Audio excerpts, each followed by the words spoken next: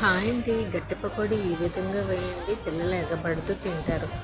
ముందుగా సాల్టు, కారం, పసుపు వేసేసుకొని ఒక కప్పు బియ్యం పిండి వేసుకొని 5 స్పూన్లు శనగపిండి వేసుకోవాలండి.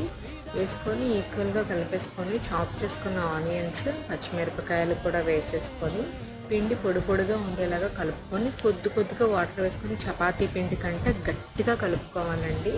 చూస్తున్నారు కదా, ఎక్కువ వాటర్ అనేది పడదు.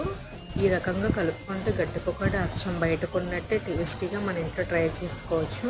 పిల్లలు ఎంత ఇష్టంగా తింటారంటే, పిల్లలే కాదు అందరూ కూడా ఇష్టంగా తింటారండి. ఈజీగా కూడా బేక్ అయిపోయి ఎక్కువ క్వాంటిటీలో మనం టేస్టీగా చేసుకోవచ్చండి గట్టి పకోడీ. ఈ విధంగా ట్రై చేయండి. ఆనియన్ పకోడీ చాలా టేస్టీగా ఉంటుంది. మళ్ళీ ఒకసారి పిండి చూపిస్తున్నాను చూడండి.